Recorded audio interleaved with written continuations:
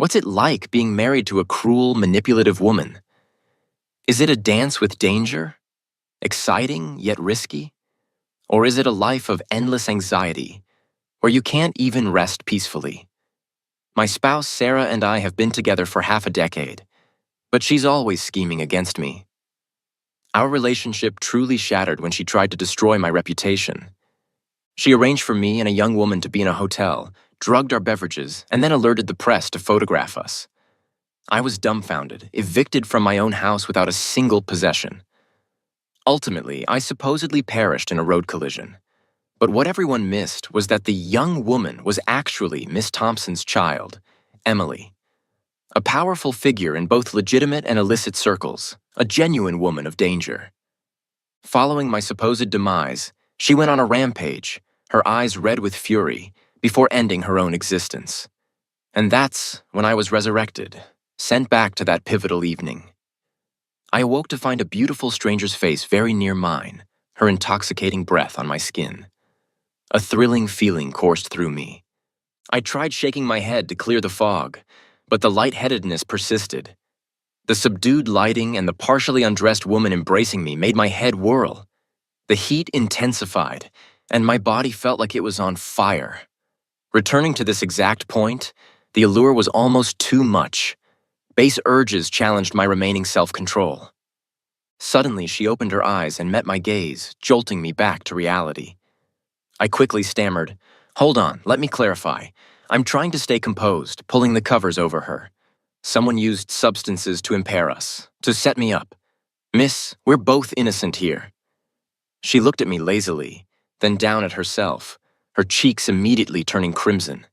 In a panic, she hid beneath the blanket, only her striking eyes visible. She exclaimed, "That's a lie. I'm sure you're the one who did this. You waited for me to wake up to say that. Leave immediately or I'm contacting law enforcement." I raised my left hand, revealing my band of matrimony, and said with a touch of bitterness, "Just a moment, a woman is about to barge in with a camera. If you doubt me, just wait." She gave me a skeptical look, then went quiet. I struggled to stand, dressed myself, grabbed my cellular phone, and rushed out. I used the lift to go down and was almost out when I noticed my spouse, Rachel, looking worried at the reception area, speaking with someone. The man beside her was my supposed best friend, John Miller. At that instant, he reached out and casually placed his arm around her shoulders. Rachel and I transitioned from university days to marriage. For a considerable time afterward, we were the ideal pair, showing affection and regard for each other. Rachel loved to flaunt our relationship online, sharing pictures of everything from the meals she prepared for me to the thoughtful presents I selected for her. She frequently posted about our happy times, letting everyone see her deep affection for me. At that period, I only wished to ensure she never experienced hardship, to keep my pledge of securing her well-being.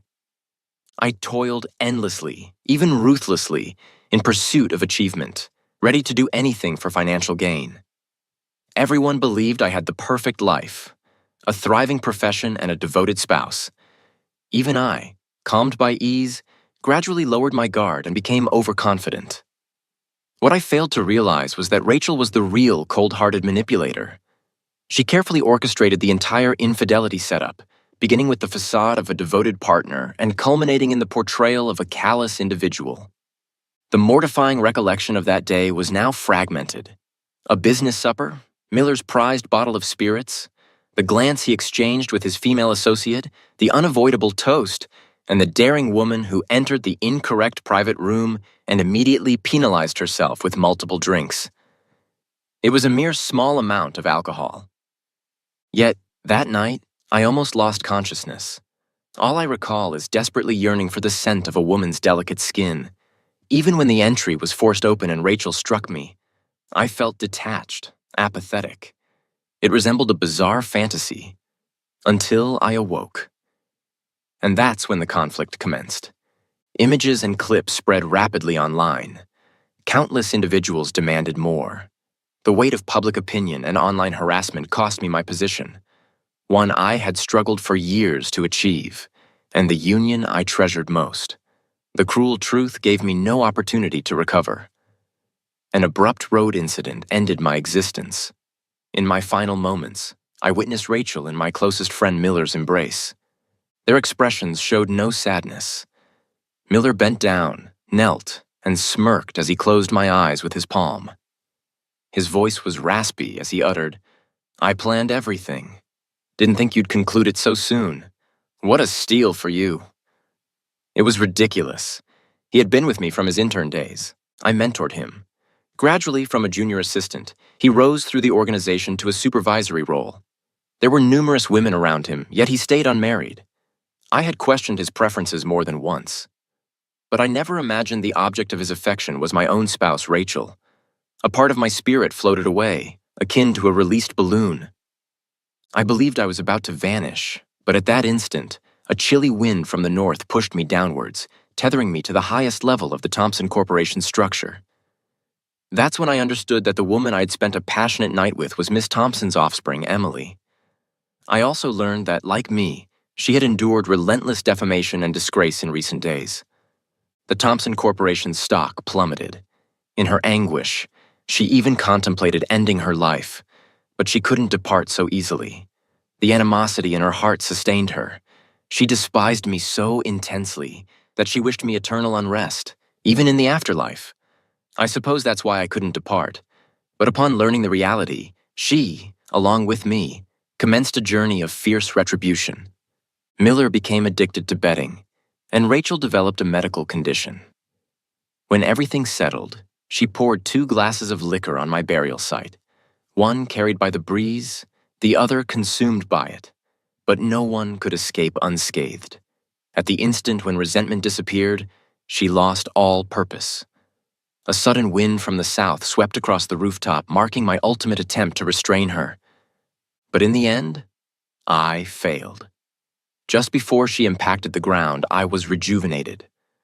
Thoughts started to solidify. I stumbled out of the hotel's service entrance.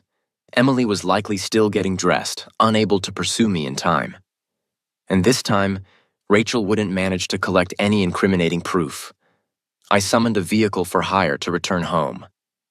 In the automobile, I accessed a food ordering application and selected a variety of proteins and produce. Time for my act to begin. As anticipated, Rachel telephoned. Her voice was laced with suppressed annoyance as she inquired, "Where have you gone?" I moderated my tone and responded softly, "I'm at our residence, my dear. What is it?" There was a hesitation on the other end. Then she stated, "I couldn't locate you at your workplace. Miller is present, so I requested he accompany me home." After concluding the call, I exited the washroom. I had vomited several times before my hazy mind cleared somewhat. By the time Rachel arrived, I had already commenced meal preparation. She regarded me with doubt and inquired, "Why are you preparing the meal? Miller mentioned you attended a social function." Miller, entering behind her, greeted me with the cooked dish in his grasp. I gave him a discreet look, and as usual, he responded with a grin and played along. He remarked, "Sister-in-law, Robert must have been missing you. He truly understands how to nurture." At that instant, I couldn't help but admire him. An individual's acting prowess can truly be impeccable. On the surface, Miller was courteous, even deferential towards me, but in truth, he harbored deep resentment. I suddenly yearned to discover how far things had progressed between Rachel and him. After all, in my recollection, Rachel detested him. She had explicitly stated that Miller was childish, like a younger sibling in all his actions, and she saw no benefit in my continued guidance of him. Utterly a waste of effort. I'm unsure when, but her attitude towards him had transformed. During the meal, Miller positioned himself opposite Rachel and me, consuming his food and occasionally lauding my culinary skills. Rachel teased, "Don't overlook who instructed him." She positioned herself beside me, flirtatiously praising her own contributions. I detected something peculiar about her physical posture, so I casually continued eating, and with my other hand, I discreetly captured an image beneath the table. Then I stated, "I'm experiencing some lightheadedness. I vomited repeatedly upon returning home. You two can take your time." I don't await a reply, swiftly entering the bedroom and securing the door. I accessed my photo collection and observed Rachel's small foot intertwined with Miller's limb. The two were becoming intimate beneath the table. A man's pride in that moment was completely demolished. If it weren't for Miller's incitement before my demise in my previous existence, I would have believed that I was the one who wronged Rachel, that I was the one betraying my marital vows. I balled my hands into fists, veins protruding, striving to contain the fury and exasperation surging within me. I desired nothing more than to confront them both and terminate everything then and there. But that would be too lenient for them. Besides, being resurrected was for my own atonement, not to plunge back into the chasm. I deliberated for a considerable time before devising a cunning strategy. I reclined in bed, feigning slumber until Rachel completed her shower and lay beside me. I pretended to awaken, then reached my hand along her shapely figure. She swiftly suppressed my hand and whispered, "Dearest, not now. It's my time of the month." I retracted my hand and placed it gently on her abdomen, regarding her with genuine apprehension. "Are you in pain? Shall I prepare some warm beverage for you?" After all these years, my increasingly demanding occupation had caused me to overlook her, and in her perception, I likely wasn't a commendable spouse any longer. Every day, I was either traveling for work or returning home inebriated. I was too preoccupied to even follow through on the arrangement we had made when we were newlyweds, to have 2 offspring. I knew she harbored grievances, but that shouldn't be an excuse for her infidelity.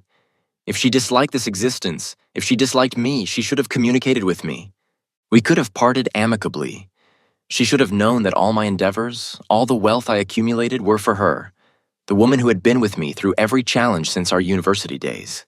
I never withheld a single coin when it came to her, but instead, she opted to collaborate with my closest companion to betray me, disregarding all the prior connection we shared.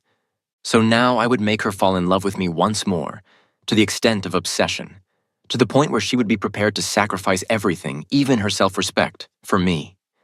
And when she adored me the most, when she was madly infatuated with me, I would abandon her like discarded waste. I yearned for her to undergo the sensation of being betrayed by a beloved, the sensation of existence being worse than demise.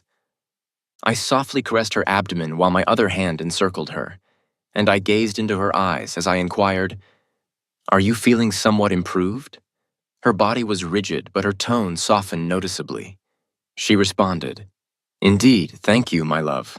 Her voice still seemed aloof, and I suspected she had made some commitment to Miller, which was why she was so averse to me. The subsequent moment, I kissed her forehead gently and stated, "My dear, I've consistently overlooked your sentiments, and it's my shortcoming. Now I comprehend that nothing surpasses you in importance. Thus, I'll delegate the upcoming work journey to Miller, and I'll remain and dedicate time to you." She furrowed her brow as if grappling internally for a moment, but still remarked, "But dearest, Miller's capabilities are not as refined as yours. I believe it's preferable if you undertake it. Do not postpone the significant matters. Wouldn't you concur?" I smirked inwardly, but my expression remained full of affection. I stated, "Behave, my dear. I've meticulously planned everything. Have faith in me." Afterward, I rose from the bed and wiped my mouth in a location where she couldn't observe. The kiss, after learning the truth, only evoked a sense of revulsion. A while later, I brought the specially prepared brown sugar drink and opened the door to the chamber. I knelt by the bed and said, "My love, consume some of this and enjoy a restful night's slumber."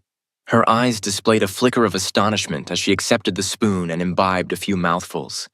Then she inquired, Why are you suddenly exhibiting such kindness to me?" I gazed at her adoringly and smiled radiantly. "I've been contemplating. I used to be engrossed in earning wealth, believing that affluence would bring you joy. But from this moment forward, I'll transform. I'll provide you with financial security, but affection and consideration can never be deficient." Rachel smiled as well. That smile appeared joyous, but it also concealed a trace of remorse that was difficult to mask.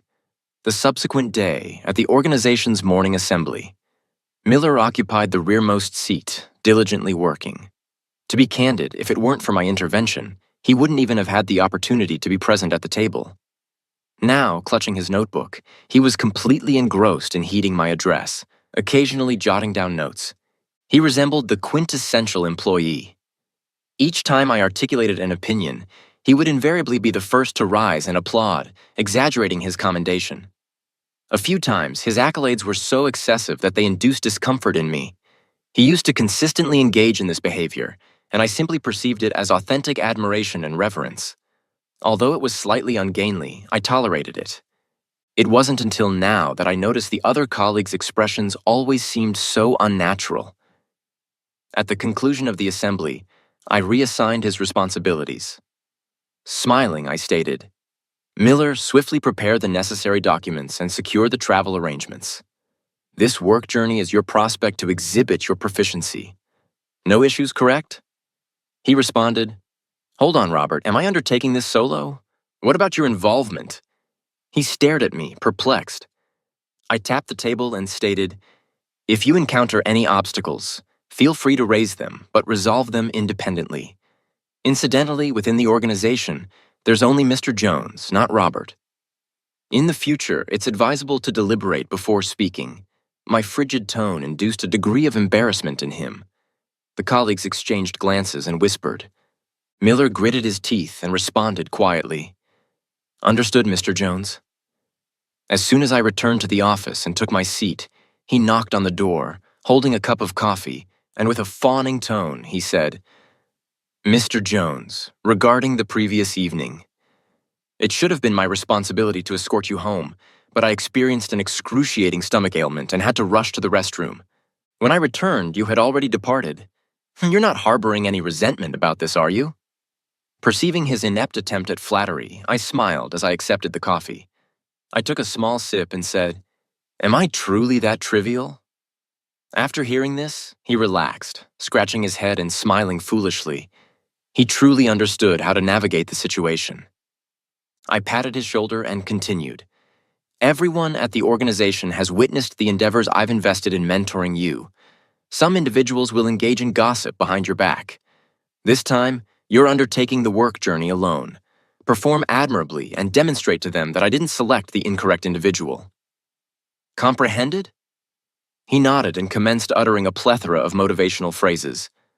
Finally, he scrutinized my expression to ensure there were no issues before cautiously inquiring, "Robert, yesterday, when I rushed to the restroom, I believe I observed a stunning woman collide with you. Are you unharmed?" I narrowed my eyes and smiled, reminiscing, "Indeed, I've never encountered such an exquisite woman before."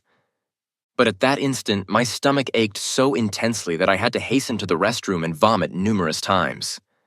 He furrowed his brow slightly, appearing thoughtful and concerned. He inquired, "Was it gastric inflammation? Allow me to procure some medication for you. You should moderate your alcohol consumption and prioritize your well-being." He truly possessed a knack for uttering the appropriate sentiments. I just didn't know if Rachel would still heed him upon his return. While Miller was away on his month-long work journey, I began to contemplate the underlying causes of the alteration in my relationship with Rachel. I employed every conceivable method to win her back. I invited her to revisit the university campus, strolling together beneath the verdant banyan trees. Walking leisurely beside her, I gently nudged her shoulder and said, "Rachel, I've heard numerous young men are vying for your attention. Should I commence queuing for the opportunity?" The woman, bathed in the interplay of light and shadow, seemed momentarily dazed. Then, in a playful tone, she pouted and said, "You truly possess a way with words. I'll reward you with a small sum." I seized the opportunity to link her arm with mine. Our fingers entwined. In the stillness, it felt as if time momentarily paused. I could discern the faint smile in her eyes and the subtle inebriation. Not only that, I also accompanied her to amusement parks, renowned tourist destinations, and fashionable dining establishments. I even meticulously studied optimal photographic angles online. I captured treasure-worthy images of her, ideal for her social media platforms. With my meticulous attention and companionship, our relationship swiftly rekindled. We strolled through bustling throngs, and she would actively link her arm through mine, reminiscent of the sweet days of our courtship. But Rachel, the hand-holding, embracing, and romance we now shared were all predicated on a robust financial foundation. Don't you comprehend the adage? Poverty exacerbates all difficulties? I utilized your affection as my impetus to strive diligently to furnish the existence you desired. Marriage is not solely about remaining in a bubble of perpetual love. It's about trust, maturation, and challenges. Rachel still occasionally exhibited subtle expressions as she responded to messages beside me. At the dinner table, when I reached for a napkin, she suddenly reacted protectively, clutching her phone and awkwardly explaining, "It's my closest companion, the one you're familiar with. She's been experiencing a difficult time recently, sending me lengthy texts to vent. I can't disregard them. Can you comprehend, darling?" I knew precisely who she was communicating with. I pretended to reach for her phone and said, "Just reply swiftly, I'll assist you." She hastily concealed the phone behind her back, smiling awkwardly. "Darling, you wouldn't grasp the confidences between women." And then, as if to reward me, she planted a swift kiss on my cheek. How unfortunate. Sure enough, after some time, Rachel's demeanor towards me improved significantly. The frequency of her chats with that so-called best friend on her phone also gradually diminished. Clearly, Rachel's neglect had made that so-called best friend somewhat agitated. She sent Rachel some photographs of the two of them from the past, threatening her. I just happened to witness it. At that moment, she was in the bathroom showering. The aroma of candles flickered, and the room was permeated with an ambiguous atmosphere. She inquired if I appreciated the new sleepwear she had purchased, the ones I had always favored. To be honest, Rachel was genuinely beautiful. The passage of time had left no blemishes on her face. Instead, her every gesture had acquired a touch of mature allure. She took excellent care of herself and possessed a refined sense of style. When strolling down the street, men would frequently cast glances at her. She also knew how to be playful, how to tantalize me. Rachel's fingertips gently traced my arm, the slight friction of her body allowing me to sense her warmth. A long-lost, unspoken understanding. I knew this was her invitation to express her profound affection for me. But I didn't reciprocate. The next moment, I retrieved my laptop and paused the ambiguous moment. She complained as she leaned over, saying, "Darling, what are you occupied with? At this juncture, you're still preoccupied with work?"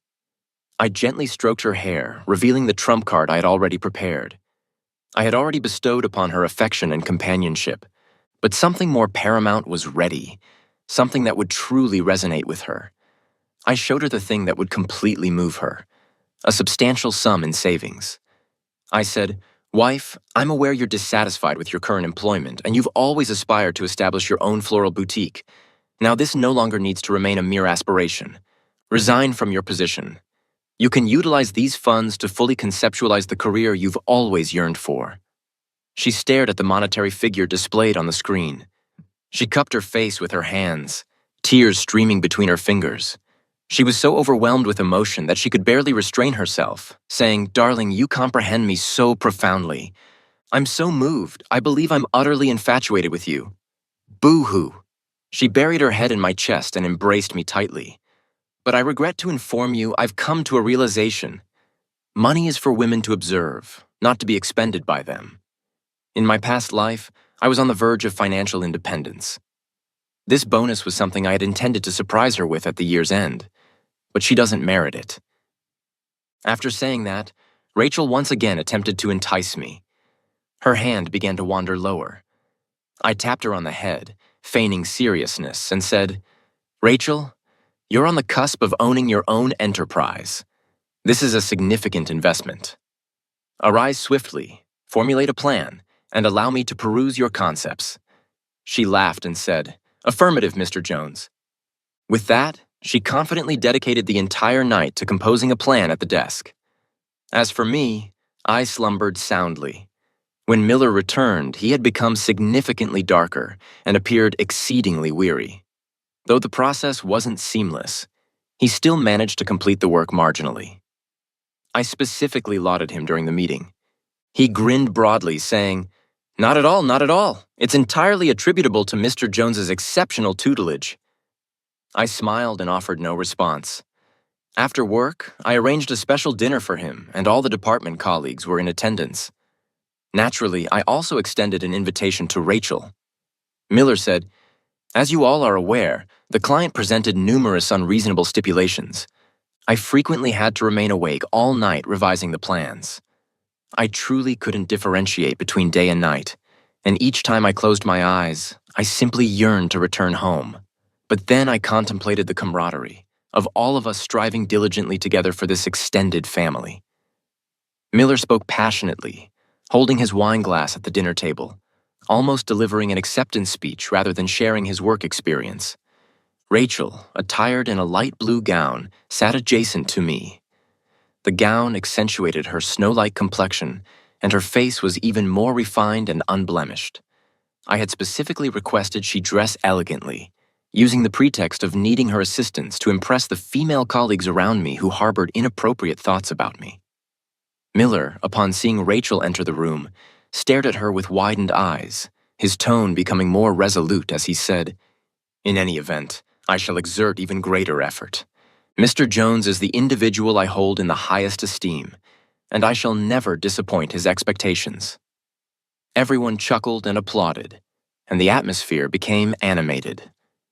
Rachel sat beside me, and I deliberately embraced her affectionately in front of everyone. My colleagues chimed in. "Mr. Jones, your spouse is truly stunning." I initially believed a celebrity had graced us with their presence.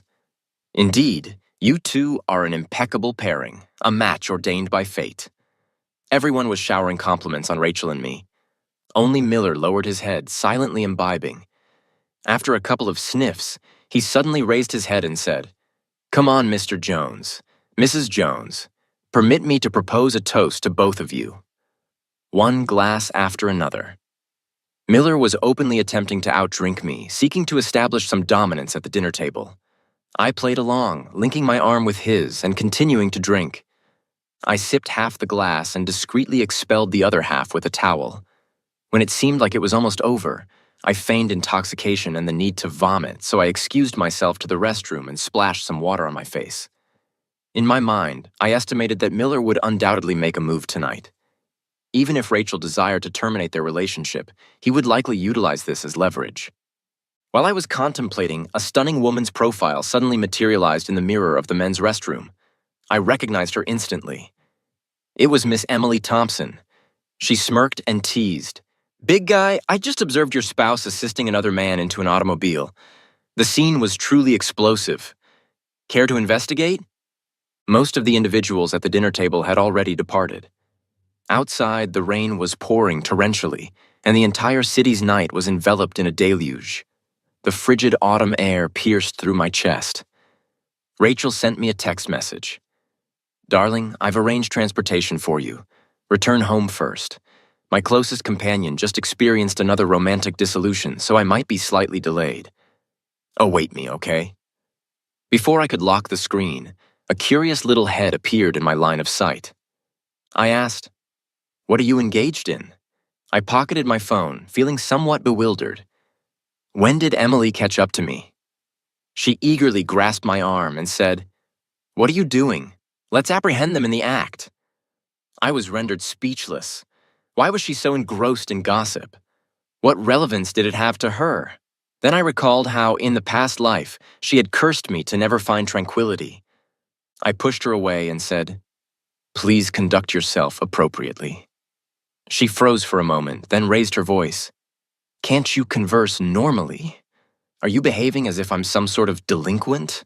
Such a brazen man, reacting so intensely. Could it be that you're homosexual?" She paused for a second, then nodded, saying with certainty, "No wonder last time, when I lay in front of you, you couldn't even muster any excitement."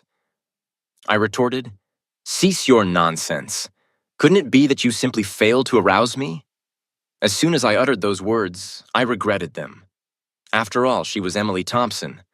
I had such a sharp tongue. Would she seek retribution against me? She glared at me, then said coldly, "Last time I didn't intend to let you off the hook. After you saw me unclothed, I had someone arrange to have your eyes removed. But after observing you for a few days, I realized it's unnecessary. You're already sufficiently blind to not even realize your wife is engaging in infidelity." I was speechless, though I had to concede, in my past life, if I hadn't been blind, how could I have committed such a colossal blunder? How could I have failed to perceive the indicators? How could I have selected a spouse like Rachel and a subordinate like Miller? I sighed deeply. She glanced at me, then suddenly commenced laughing. Big guy, what's with that expression? Did I frighten you? I'm merely jesting. Don't be apprehensive. Big Sis isn't affiliated with the underworld. This girl, she appeared so much younger than me, but dared to refer to herself as Big Sis.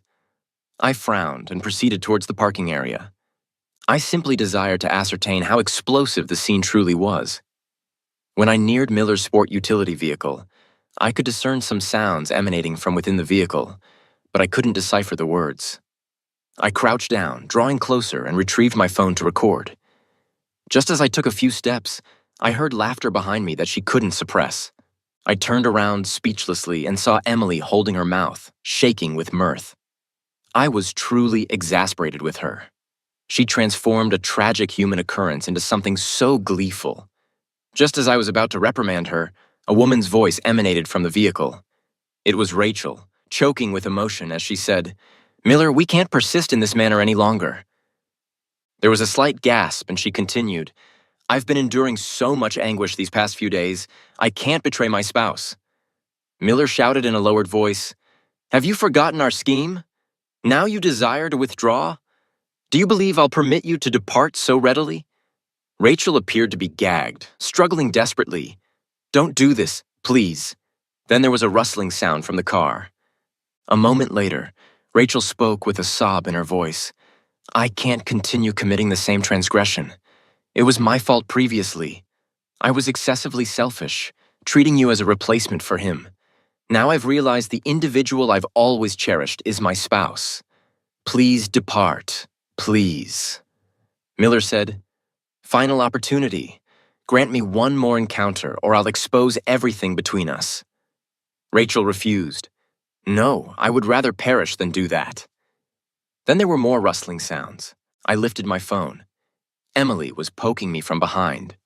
She whispered, "I'm genuinely inquisitive.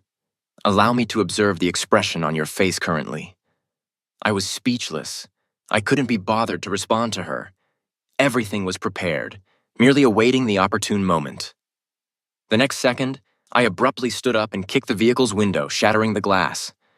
Both of them in the car turned to look at me, their eyes filled with panic.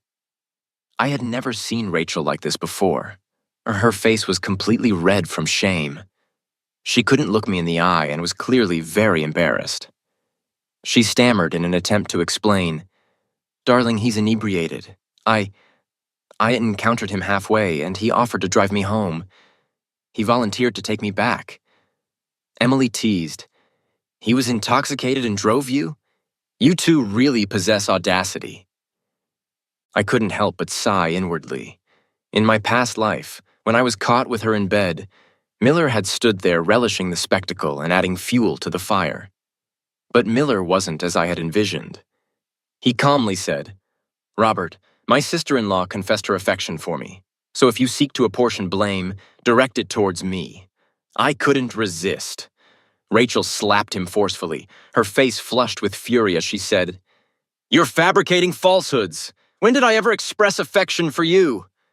She tucked a stray lock of hair behind her ear, and a single tear descended, giving her a pitiful, rain-like appearance. She then said, "Darling, nothing transpired between us." I stepped back and saved the video on my phone. I acted calm and composed as I gently lifted her out of the car, comforting her with, "It's all right, darling, I'm present. I'll escort you home." The other three were frozen in place, especially Emily, who gasped, "Hey, are you out of your mind? She's been deceiving you, engaging in marital infidelity, and you simply let it pass? What kind of individual are you? Are you a turtle or something?"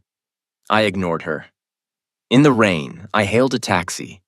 She sat next to me, one hand clutching my shirt sleeve, her lips tightly compressed. When we arrived home, she embraced me from behind and said, "Darling, I'm remorseful. Please believe me, I truly didn't do anything untoward to you." I gave her a disappointed look and asked, "Do you still harbor affection for me? If you do, why would you subject me to this?" She still refused to admit to the affair and attempted to distort the truth. "Darling, I genuinely cherish you. I've always cherished you. It's merely that during that period you were so engrossed in work that you disregarded me. I was so enraged, and Miller exploited that time to draw close to me, comfort me. But nothing genuinely transpired. I sought him out this time to terminate matters, not what you perceived. I slowly pushed her away and sat down on the sofa, lost in thought. I sat there in silence for a while, looking like I was struggling with some internal conflict, about to make a decision. Before I could speak, Rachel half knelt beside me, grasping my hand and choking on her words. "Darling, inform me what I can do for you to forgive me. Please don't abandon me, okay? Grant me an opportunity. Grant our union an opportunity. I vow I'll never communicate with him again. I won't encounter him anymore. I pledge to maintain my distance from all other men. I'll be exceedingly obedient. Just please don't forsake me." At this juncture, it was crucial to guide her gradually, providing some ambiguous hints to make her believe there was still a glimmer of hope. When someone is in this desperate situation, they will grasp that final lifeline. I sighed and gently touched her hand, asking, "Rachel, I'm uncertain if I can trust you once more. You've deceived me so extensively. What kind of response do you anticipate from me? At this juncture, please simply confide in me. Did you genuinely do nothing untoward to me? If you still can't divulge the truth, then all the remaining hope I harbored for you will dissipate. And how can I confront you? Forgive you?" She trembled, looking at me with a mixture of apprehension and unease in her eyes. Deep inside, she was clearly caught in a whirlwind of endless struggle. But in the end, she yielded. She closed her eyes, shaking her head, tears flowing uncontrollably down her face. Her voice quivered as she said, "I'm remorseful." I was exceedingly gratified, but still pressed further. "Remorseful for what?" She bit her lip. "I committed a transgression against you. I've always maintained that an apology must be rooted in genuine words, because that's a signal, a recollection in reality. Numerous times, we may be cognizant deep down that we were mistaken, but we simply refuse to acknowledge the veracity of that error. This internal conflict attenuates the culpability, and the mind instinctively endeavors to rectify the contradiction, selecting the conclusion that benefits us. It even distorts the veracity when our volition is at its weakest, and culpability, akin to a pathogen, is eradicated by the immune system. It's disparate between someone articulating their wrongdoing and someone genuinely believing they are culpable, just like the distinction between genuinely perceiving a crimson mountain and merely envisioning one.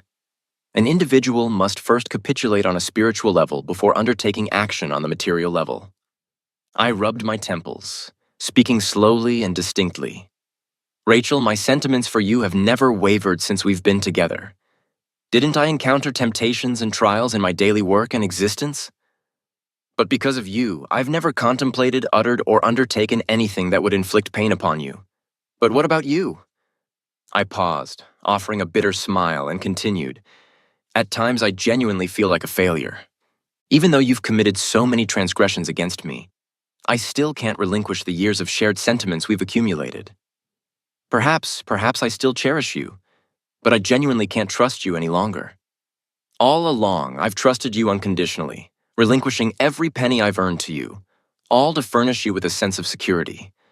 But you opted to betray our affection, to betray my trust. Rachel, grant me some time to deliberate on this," I added. Direct and blunt words could easily raise alarm, so I knew this was just the right moment. Over the next period, I would make her endure, waiting in full anticipation, only to confront utter despair. As expected, she said, "Darling, I shall demonstrate to you the depth of my affection." She wiped away her tears in secret and proceeded towards the room, each step feeling weightier than the last. I entered the study and secured the door behind me. When Rachel transferred all her funds into my account, I finally exhaled a sigh of relief. She said, "Darling, in the past, you trusted and cherished me unconditionally.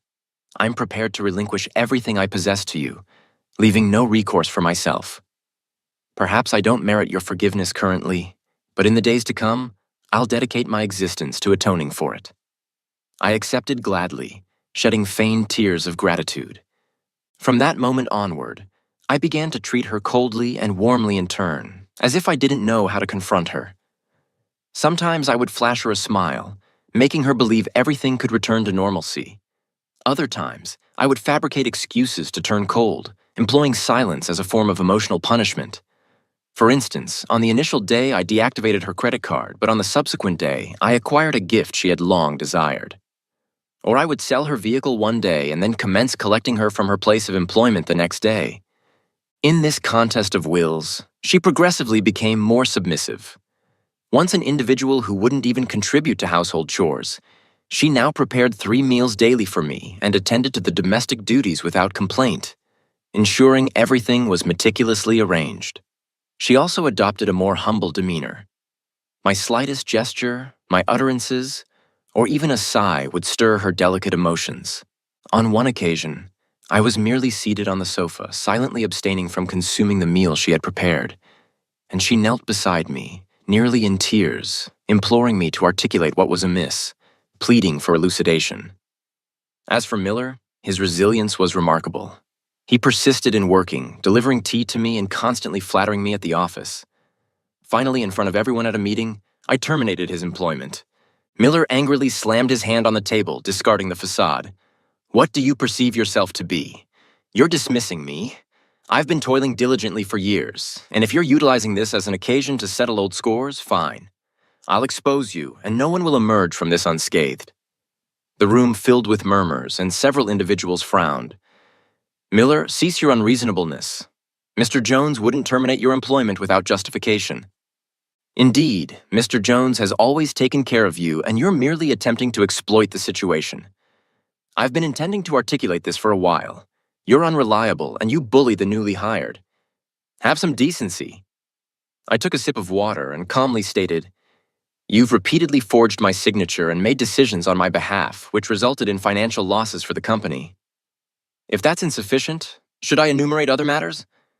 He was infuriated, his face crimson with embarrassment, and he shouted, "You're uttering nonsense. Those were merely insignificant contracts. After all these years of working for you, are you insinuating I'm targeting you merely because I engaged in intimacy with your spouse?"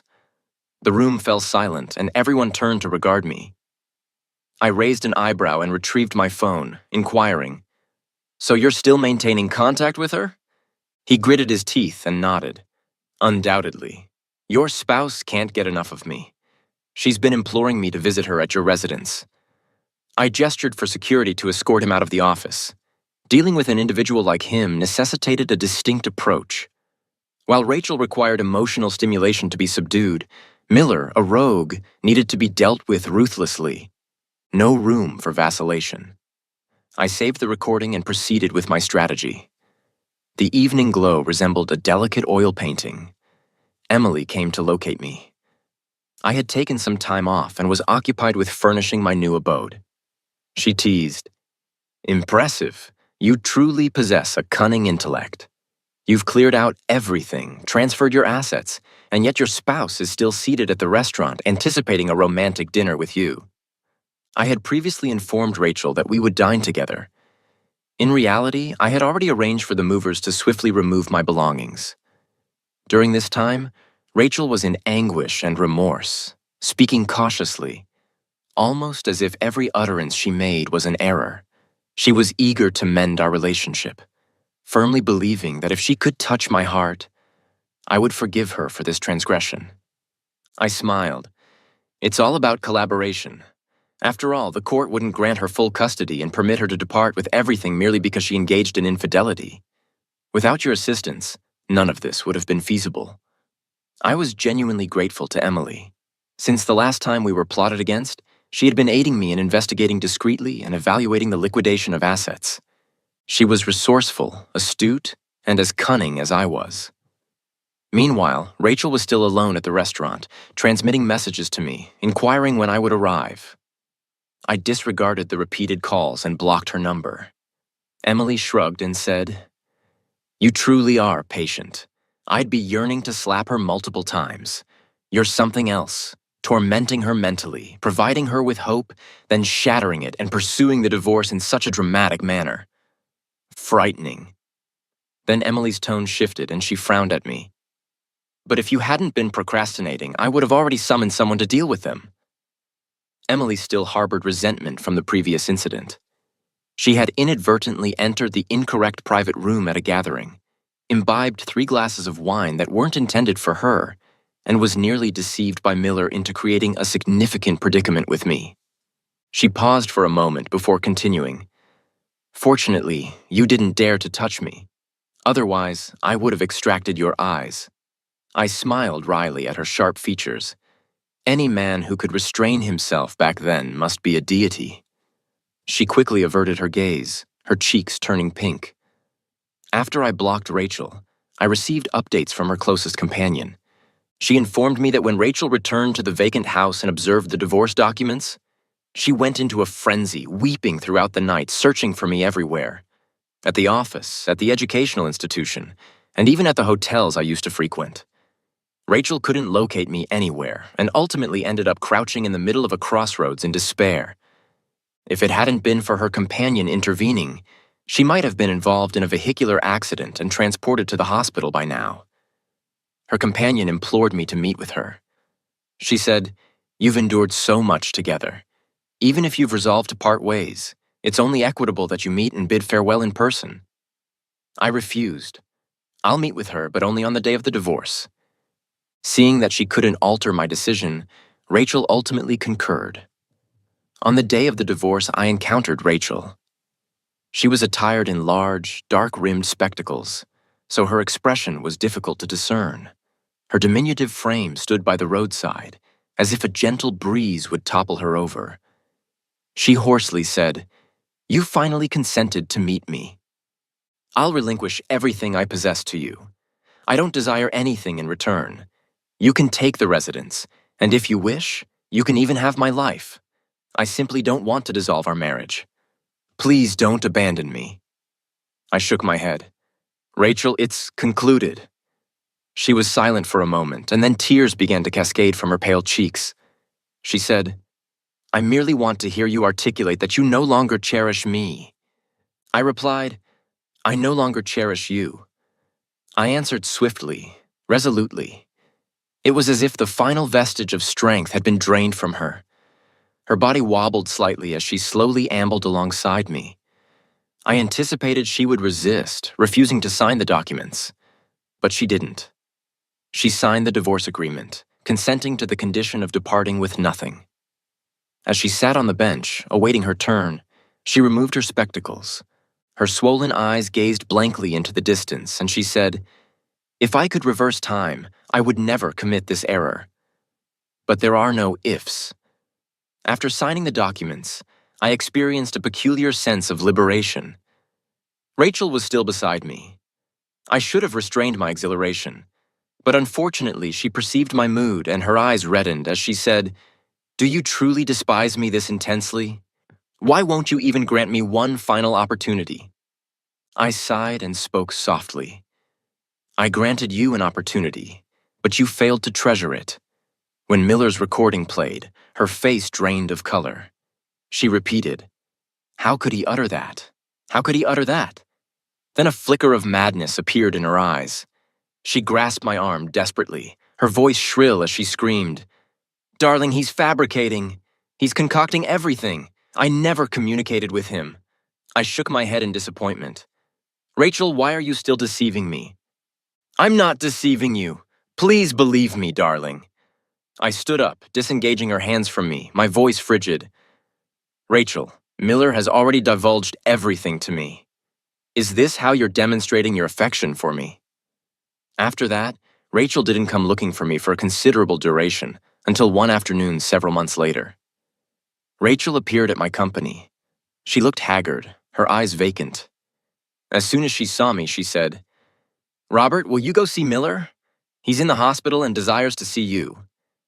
I raised an eyebrow in confusion. Rachel continued, "He's in critical condition and might not survive." I asked, "What transpired?" She explained, "Miller's been stalking me relentlessly, day and night, obstructing my entrance. I'm genuinely weary of it. Do you comprehend that sensation when there's a persistent buzzing sound in your ears? That's what it's been like. He's been standing outside my door, shouting my name incessantly, knocking on my window like a deranged individual." After a while, it appears he's gotten himself entangled with some perilous individuals. It's truly dire. Don't you desire to go see him? Listening to her rambling, I couldn't help but feel intrigued. I nodded and said, "Fine, I'll go see him." On the hospital bed, Miller was covered with tubes. A white cloth covered his eyes, and when he heard movement, he asked, "Is Robert present?" The aroma of disinfectant in the hospital was pungent and unpleasant. I approached his bed and said, "If you have something to articulate, do so." He fell silent for a while before speaking slowly. "Robert, I'm remorseful. I became disoriented in the moment. I used to admire you. I aspired to be as proficient as you, but I don't know when this admiration transmuted into jealousy. I was envious of your competence at work, envious that you possess a stunning spouse. I kept contemplating how magnificent it would be if Rachel had selected me. At that time, I didn't dare to entertain the notion. But I proceeded and did it. I exploited the misunderstanding between you and her to orchestrate an accidental encounter, attempting to win her over. And I was proud of it. You comprehend that morbid gratification." I interrupted, "I don't have time to listen to your introspection." Miller chuckled weakly, his voice hoarse. "After you terminated my employment, I went to locate Rachel. She wouldn't even cast a glance at me. I was unwilling to accept it. I thought I had already lost my position. I couldn't lose her as well. But she never granted me another opportunity. I'm an obstinate individual. I won't relinquish her, not until my final breath." Rachel stood silently, listening. I asked, bewildered, "What precisely are you endeavoring to convey?" He struggled to shout, "I, Miller, am no inferior to you. I can accomplish everything you can." A puerile outburst. I responded, "Enough, refrain from yelling. You've undertaken actions I couldn't even conceive of, but I certainly don't possess the capacity to dismantle someone else's family. Furthermore, if you survive this, seek mental health evaluation. You're gravely unwell." I turned and exited. Rachel followed me out of the hospital. She said, "The physicians state he'll never regain his sight." I halted her and said, "Are you experiencing remorse for him? If so, why don't you simply become his eyes?" Rachel shook her head urgently, her eyes reddening as she said, "That's not what I intended. Don't you comprehend? I'm merely attempting to demonstrate to you that there's nothing between him and me. I desire to prove to you that I'll undertake anything for you." I disregarded her. She wept as she followed me, saying, "Please, don't be silent. You can reprimand me, I don't care. Why must you subject me to the silent treatment?" No sooner had she spoken than the strident honk of an automobile sounded from the roadside. A blue McLaren was parked, and Emily was seated in the driver's seat, looking out at me. I left Rachel behind without looking back and climbed into the car. She pursued me a few steps but stumbled and fell to the ground with a thud. Her cries grew louder, but I paid no attention. In the rearview mirror, Rachel became increasingly blurry until she was completely out of sight. Emily asked, "So, how does it feel? Quite gratifying, right?" I knew she was doing it intentionally. Perhaps she was experiencing sympathy for me. I sincerely thanked her. Gratitude. Emily laughed lightly. "What's the purpose of a thank you? You can commence by repaying the funds you owe." I was puzzled. "What funds do I owe you?" She smirked. "Are you attempting to evade payment? Last time, you simply donned your attire and fled, and I ended up covering the hotel expenses." I chuckled. Was she genuinely so fixated on the money? "Fine, I'll transfer it to you. But can we simply disregard this? Don't you find it somewhat awkward?" I said. At that moment, Emily and I shared an unspoken understanding, something akin to mutual transparency. She maintained her focus on the road, occasionally casting glances at me. Indeed, it's slightly awkward. I was so enraged back then, I even contemplated extracting your eyes. But when I observed you seated by the roadside that night, appearing so despondent and shattered, I thought you were expiring. I ended up softening my heart. I contemplated it for a moment and replied, "Gratitude for exhibiting mercy." We drove in silence for a while, but I couldn't seem to find a resolution to my musings. Emily's voice interrupted my thoughts. "All right, we've arrived. She parked the automobile by the roadside. When I exited, she called after me, winking as she said, "Enjoy a restful night's slumber. Consider it a rejuvenation for your existence. And don't forget, you still owe me a beverage."